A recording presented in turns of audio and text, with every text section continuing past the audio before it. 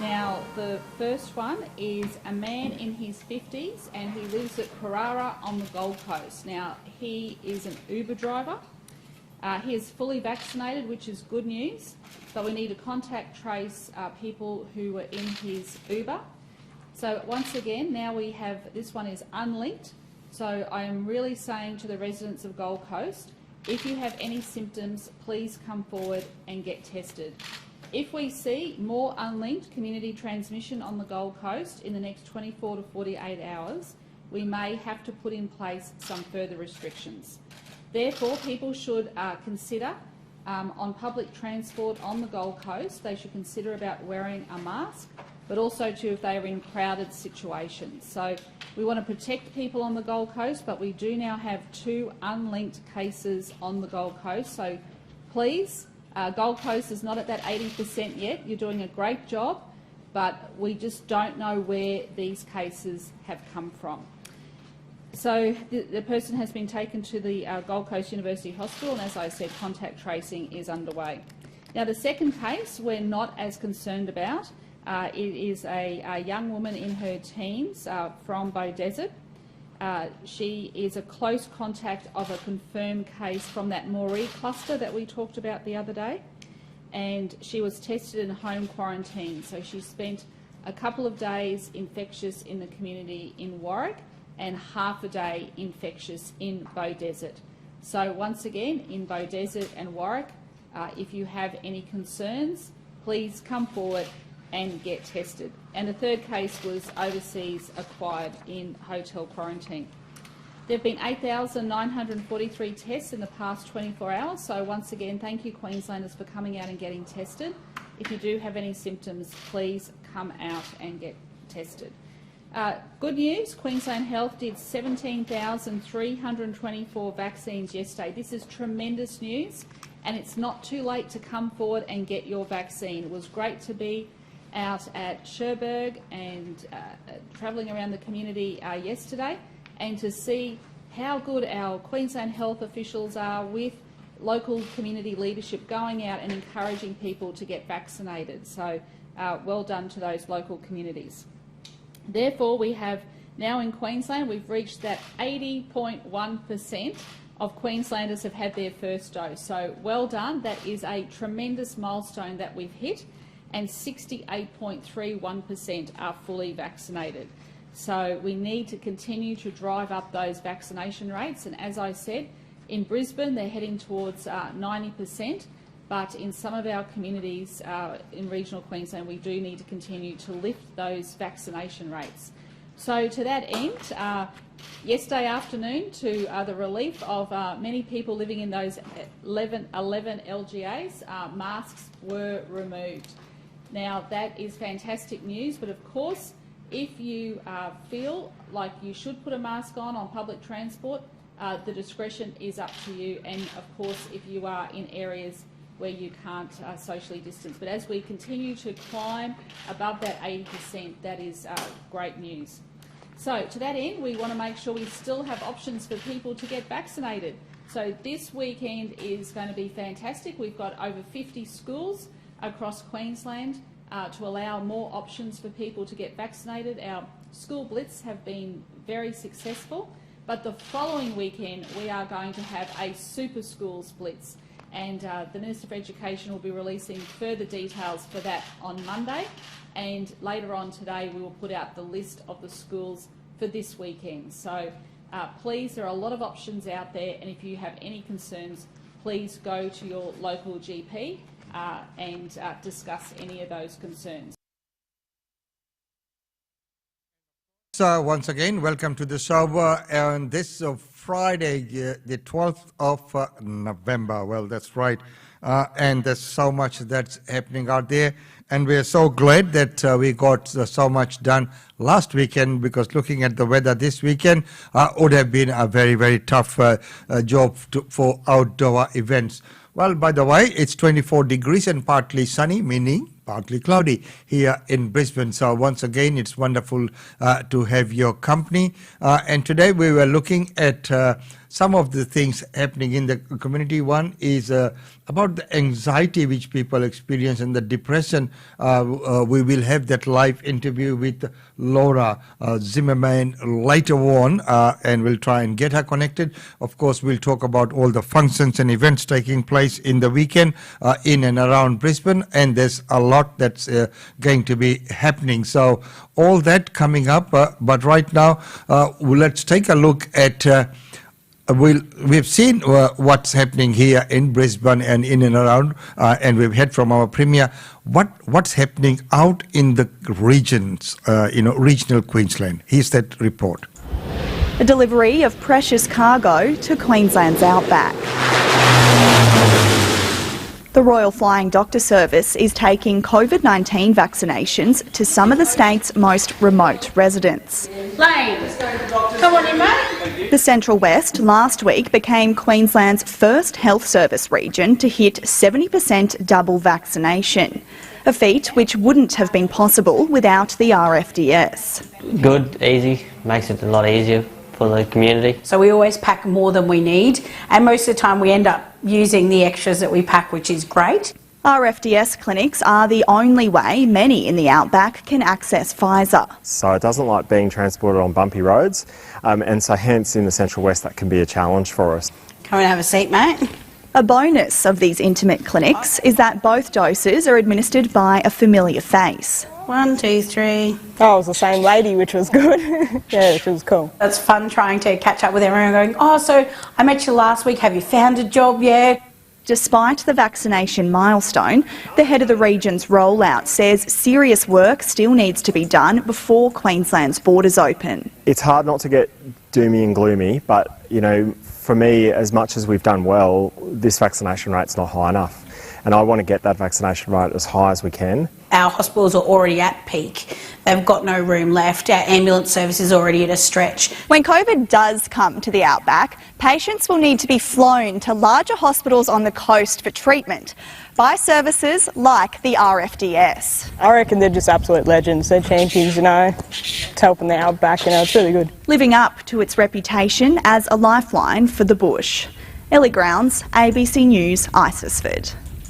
And isn't that wonderful, looking at what the flying doctors are able to do, and been always fascinated with them, in our high school days when we read about the flying doctors, it was always very fascinating to, find out about this unique thing that was happening in Australia where they had flying doctors. Well, right now let's go to Bedauri in Western Queensland, where there's lots of flooding. So there's 2 reports on flooding.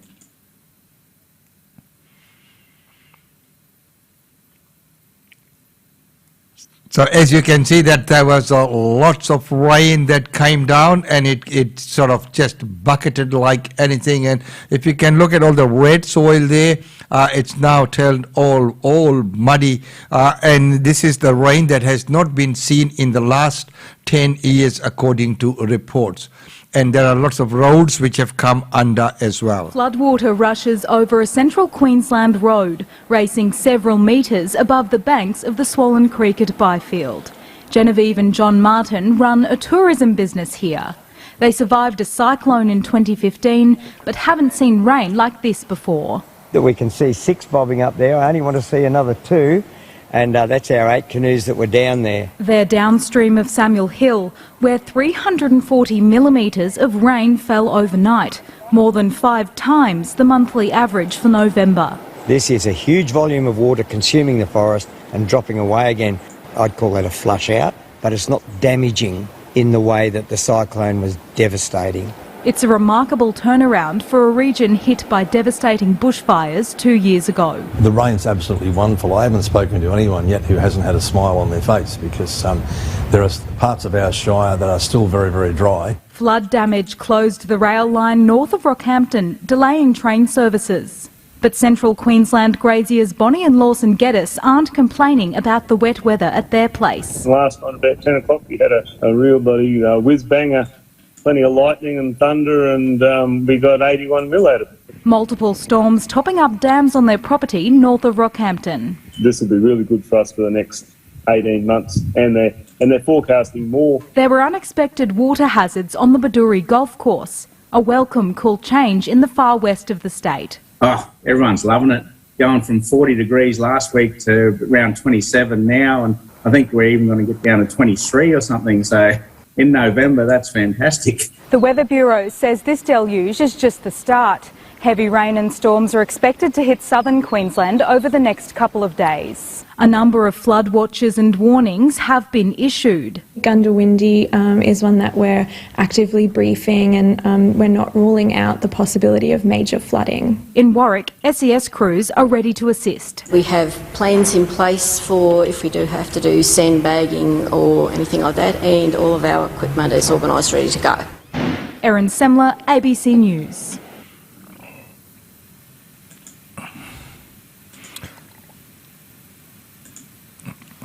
And of course, there's so much flooding out there. And right now, we go to the different news for today, which is a topic which has been spoken about in all the circles. And that news is about the worker shortage. And, you know, they're talking about employment and unemployment. A lot of people are on benefits and other things like that. But, you know, employers are having trouble finding the right employees, even though, you know, they're willing to pay the right money or above the award wages. Even then, people are, you know, reluctant to come forward. And so these are the facts and figures at this point in time. Here's that report. Fresh faces for the state's biggest food festival, Tasting Australia's leadership shaken up ahead of next April's event. There's some great programming around sustainability and also inclusion. Fantastic opportunity for the very... When it comes to finding enough staff, creperie owner Michel Dubois is spread thin. I need to close my shop someday because I have no staff.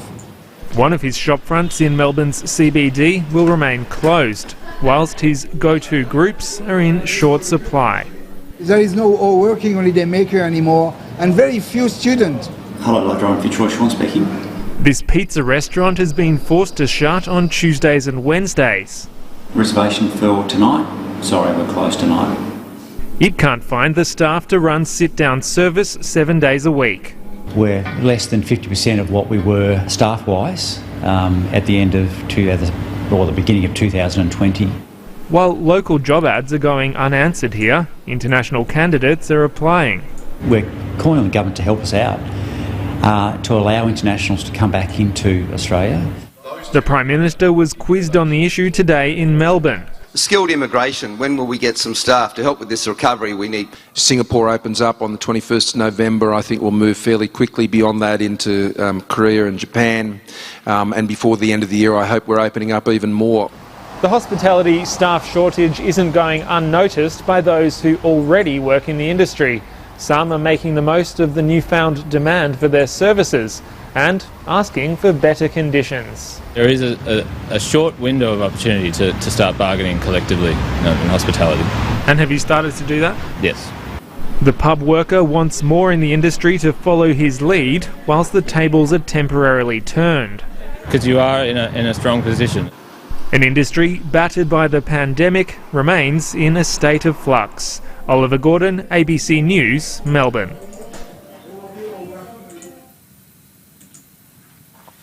And that is the sign of times now. Normally people would say, you know, there's so many people who apply for jobs, but right now, as you could see, there's international applicants coming in, and one of the reasons for the shortage would be probably the less number of students who are coming, or that number is almost zero at this point in time. Well, right now it's time to go to our daily India report, and with that, let's welcome Ankita. Welcome to the Daily India Report that brings you glimpses of the changing India and the growing engagement of the Indian diaspora with India. In our first story, India and 7 countries in the region adopt a Delhi Declaration on Afghanistan, making it clear that Afghan soil must not be used for terrorism. Afghanistan territory must not be used for terror activities is the headline of the joint declaration adopted by 8 countries in Delhi on 10th November. Called the Delhi Declaration, it was a result of the 3rd Regional Security Dialogue on Afghanistan held in New Delhi. Hosted by Indian National Security Advisor Ajit Doval, the countries of Iran, Russia, Kazakhstan, Kyrgyzstan, Tajikistan, Turkmenistan and Uzbekistan participated in the dialogue. China and Pakistan did not accept the invitation. In addition to specifying that the situation in Afghanistan could impact regional security, the New Delhi Declaration goes on to call for an open and inclusive government in Kabul. The declaration clearly specifies that Afghan territory must not be used for, quote, sheltering, training, planning or financing terrorist activities, end quote. It also condemns the recent terrorist attacks in Kunduz, Kandahar and Kabul. Without naming Pakistan, the declaration goes further to state that all 8 countries support non-interference in Afghanistan's internal affairs. The 8 countries also expressed deep concern over the suffering of the Afghani people following the Taliban takeover in August of this year. They also underlined the need to provide urgent humanitarian assistance to the Afghan people. In addition, the declaration calls for collective cooperation against the menace of radicalization, extremism, separatism and drug trafficking in the region. India, Iran, Russia and the 5 Central Asian countries also stressed the need to form an open and truly inclusive government that represents the will of all of the Afghan people. Referring to the United Nations resolutions on Afghanistan, participants of the Delhi Dialogue reiterated that the UN has a key role to play in Afghanistan and its presence in the country must be preserved. The member nations also emphasized that the fundamental rights of women, children and minority communities must not be violated. The participants agreed to hold the next round of the regional dialogue in 2022. Heavy rains continue to lash Tamil Nadu state and there is no end in sight for rains in Chennai on 11th November. On November 10th evening, the intermittent and light rainfall that Tamil Nadu witnessed through the day had picked up the pace and turned into a non-stop heavy shower in many parts of the state including Chennai and nearby Chengalpet, Tiruvallur, Kanchipuram and Villupuram. Rains are expected to continue in the state for at least the next 2 days as a result of the formation of a depression over the Bay of Bengal. The weather system is likely to cross the North Tamil Nadu and South Andhra Pradesh coast by the evening of November 11th.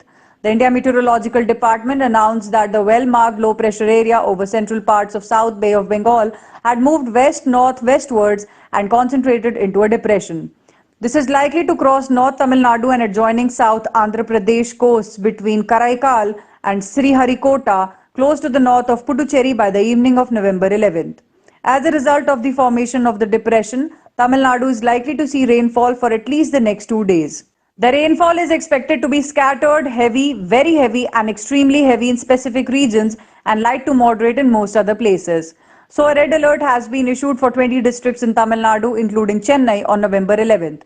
The Tamil Nadu State Disaster Management Authority has released a flood advisory for the districts of Thuthukudi, Villupuram, Tirunelveli, Nagapattinam, Kuddalore and Chengalpettu in light of the heavy rains predicted for November 11th. The state government has declared a holiday for schools and colleges on November 11th in Chennai, Kanchipuram, Tiruvallur, Chengalpet, Kuddalore, Nagapattinam, Thanjavur, Thiruvarur and Mayiladuthurai districts. 4 flights arriving in Chennai and another 4 departing from Chennai were cancelled due to poor weather conditions. Over the past few days, Tamil Nadu has seen very heavy rainfall as a result of which 5 people have died, 530 houses damaged and more than 1700 people moved to relief camps. As the Nepal Army chief arrives in India, his colleague flags India-China tension saying Nepal is caught in the middle. As Nepal Army Chief General Prabhu Ram Sharma began a 4-day visit to India on November 9th, the Nepal Army spokesperson said his country is struggling against the headwind created by growing fissures in the India-China relationship. This seems to signal a realignment of the traditional strategic orientation and the overall bilateral relationship between Nepal and India. Brigadier General Santosh Ballave Podial said the Nepal Army Chief's visit should not be viewed as a mere continuation of the symbolic tradition between the two countries, but as an opportunity for constructive engagement to create a conducive environment for addressing bilateral issues. General Sharma met Indian Army Chief General M.M. Naravane and Indian Air Force Chief Air Chief Marshal Vivek Ram Chaudhary. On November 10th, he was conferred the honorary rank of General of the Indian Army as is customary by President Ramnath Kovind. Over the next 3 days, General Sharma will also meet India's Prime Minister Narendra Modi, Defence Minister Rajnath Singh, External Affairs Minister S. Jaishankar, National Security Advisor Ajit Doval and Chief of Defence Staff General Bipin Rawat. Nepal is trying to balance relations with its two giant neighbours which have been involved in a tense 18-month military standoff in eastern Ladakh. Relations between India and Nepal too dipped after Delhi's inauguration of a new road in May 2020 from Dharchula to Lipu Lake on the Mansarovar Yatra route. It angered the then government in Kathmandu led by KP Sharma Oli as Prime Minister that came out with a new map of Nepal, adding to it an area of 370 square meter at the tri-junction of Nepal, India and China, which India maintains as its territory.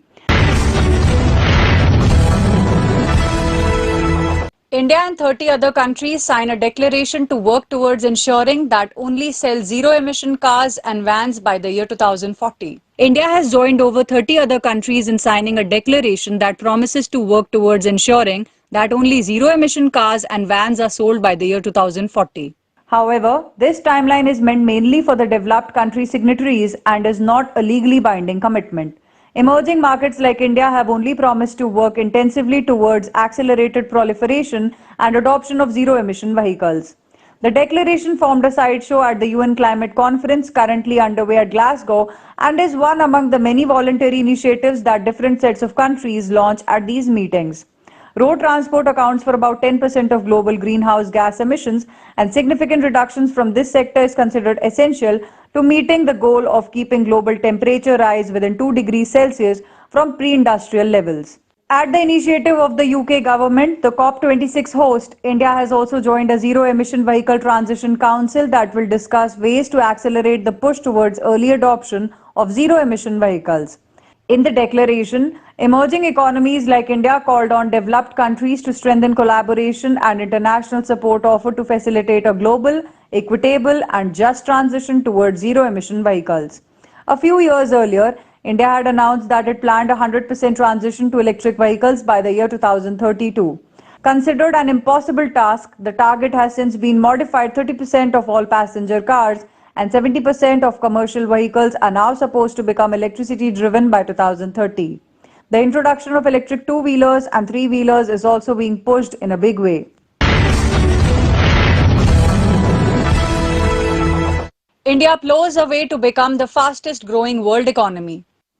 India is being seen as the fastest growing economy as evident from the necessary macro and micro growth drivers. As per the monthly economic review prepared by the Indian Finance Ministry, rapid vaccination and teeming festivities will push India's ongoing recovery, resulting in narrowing of demand-supply mismatches and greater employment opportunities. Atmanirbhar Bharat mission encapsulating major structural reforms continues to play a critical role in shaping India's economic recovery, both through the signaling of business opportunities and expansion of spending channels. The Economic Survey 2020-21 released in January 2021 had projected GDP growth of 11% during the current financial year ending March 2022. The survey had said growth will be supported by supply-side push resulting from reforms and easing of regulations, push for infrastructural investments, boost to manufacturing sector through production-linked incentive schemes, recovery of pent-up demand, rise in discretionary consumption subsequent to the rollout of vaccines and pickup in the credit given adequate liquidity and low interest rates. As per the Confederation of All India Traders, India's economic recovery gathered steam in the festive season, recording decade-high Diwali sales of $17.33 billion. Improving COVID-19 situation amid the high business and consumer spirits delivered sustained economic recovery in October 2021 as well. The global economic recovery, however, continues to be impacted by prolonged supply constraints and input cost inflation. World Trade Organization's October forecast also confirms favorable trade prospects underpinned by a resurgence in global economic activity and vaccine dissemination. This augurs well for India's export performance in the near future, lending credence to IMF projecting India becoming the fastest growing economy among major countries in the current and the following year. Prabhu Deva's Pawn Manikavil to release on OTT on November 19th. Director A.C. Mugil Chelappan's Pawn Manikkavil, featuring actors Prabhu Deva and Nivetha Pethuaraj in the lead, will release on Disney Plus Hotstar on November 19th. The trailer was dropped on November 10th. Producer Nemichand Jabak tweeted, "Mark the date and be ready." The film that waited to hit screens for some time now will have dancing superstar Prabhu Deva playing a cop for the first time. Interestingly, this will be Prabhu Deva's 50th film. Originally scheduled to release in theatres on February 21, 2020, the film's release was pushed to March 6, 2020. However, the release had to be postponed indefinitely as a result of the pandemic. Eventually, the team earlier this year decided that they would release the film on OTT instead of theatres. The exact date of release has been finalized now, November 19th.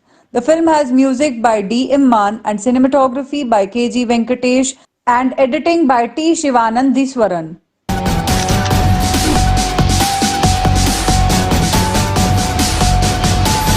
That's all for this bulletin of Daily India Report. Thank you for watching.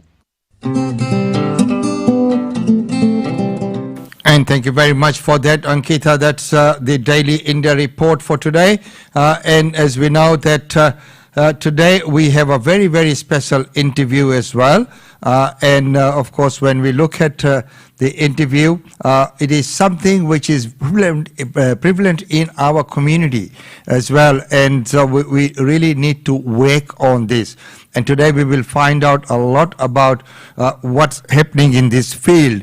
The field that I'm talking about is type 1 diabetes. So research reveals 1 in 7 people with type 1 diabetes experience anxiety, while 1 in 5 experience depression and are concerningly at an increased risk of neglecting the daily management of their diabetes. This year, the medical industry is celebrating 100 years since the discovery of insulin. And now, isn't it ironic that we are now, with the discovery of vaccine for the COVID-19, and here we are celebrating 100 years since insulin was first discovered, which transformed type 1 diabetes from a death sentence to a chronic disease.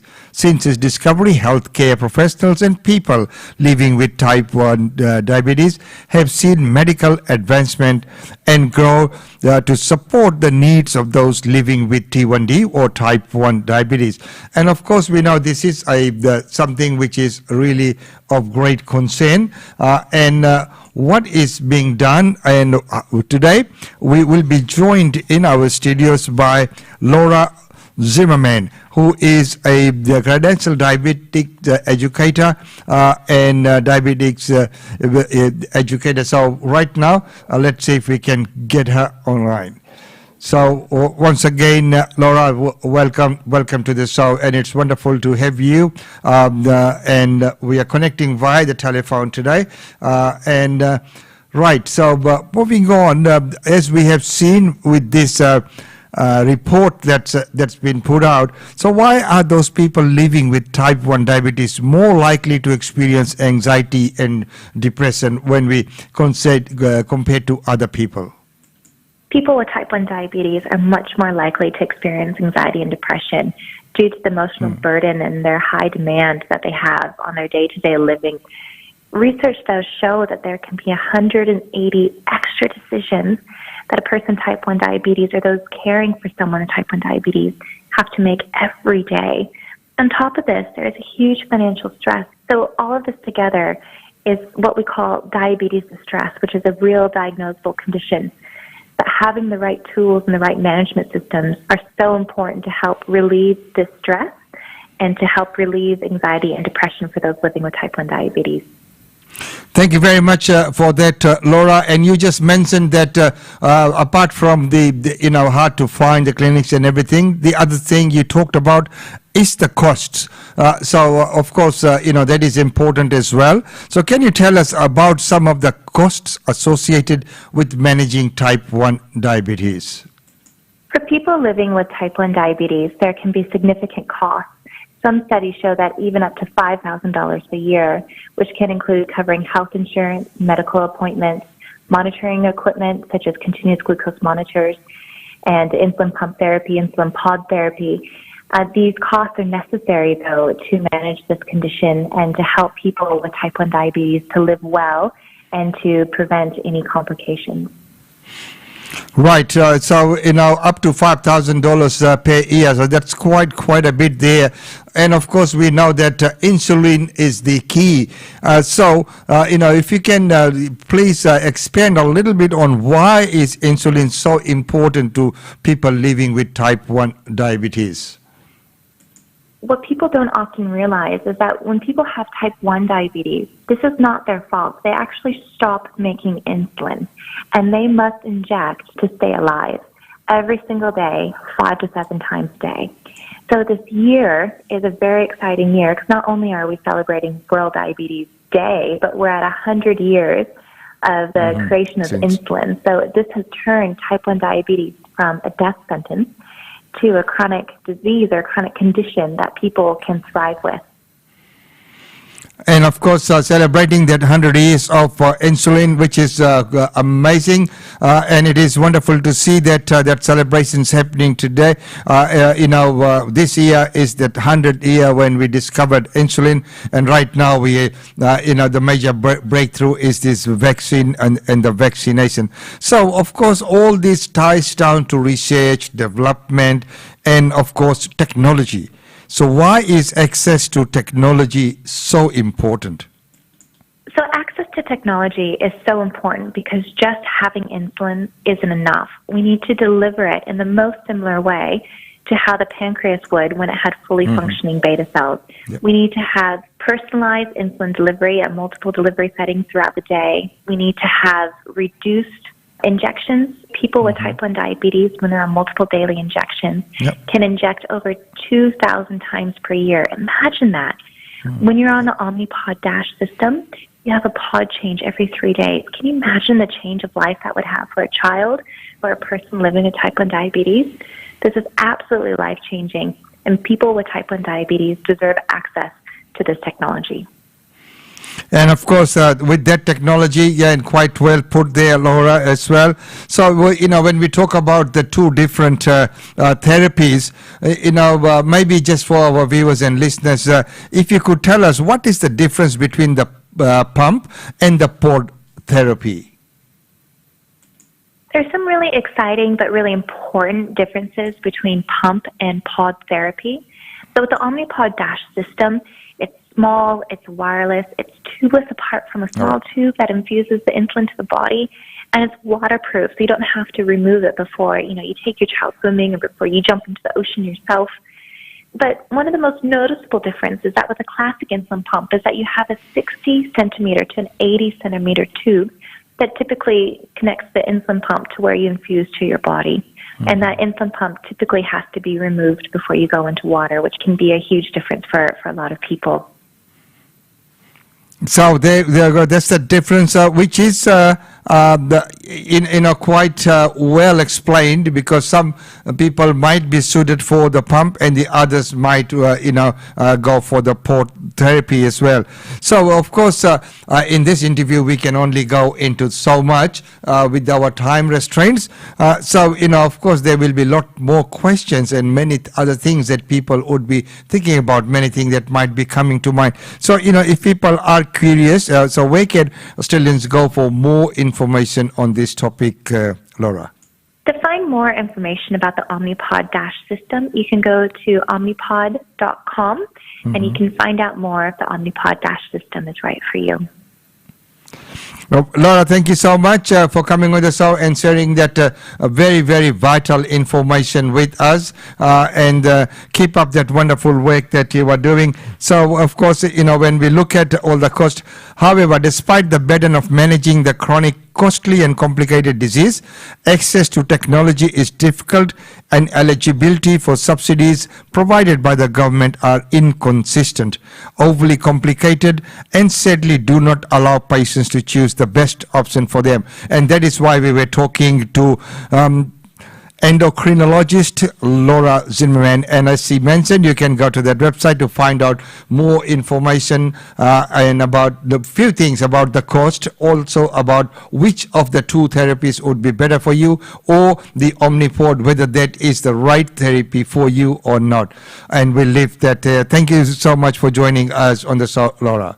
So, ladies and gentlemen, that was our Community Connect, where we bring to you all these the things that are happening out in the community, and from time to time we have different functions that are happening, and meaning we have this celebration of the 100 years of insulin, and on those kind of occasions we get specialists to come in and have a chat to us and explain to us what's available and what's not.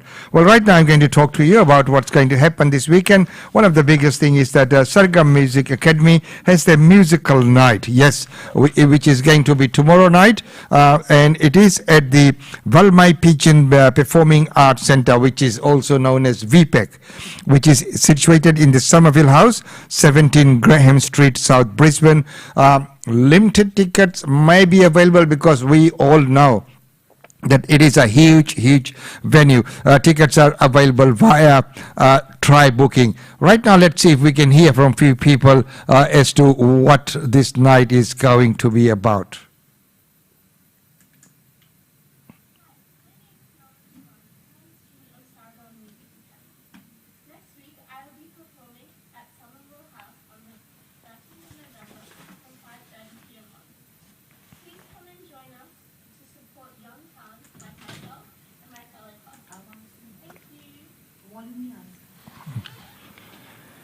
Okay, so ladies and gentlemen, as we know that this event is going to be taking place, and of course there are lots of people who have put down their messages.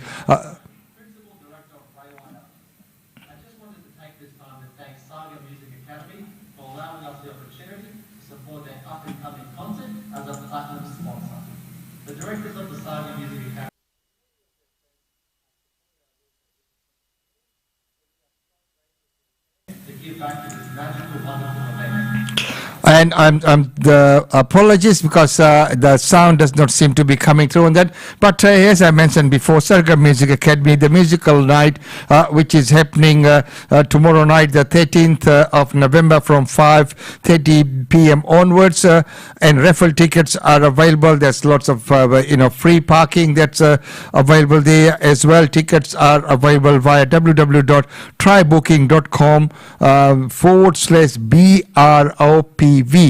But if you search for Sargam Musical Night, you will find that. And if you need any further information, you can contact Bondita on 0422 735 899. So, ladies and gentlemen, that musical concert happening tomorrow night. It is a beautiful event which I'm pretty sure that everyone would love to be part of.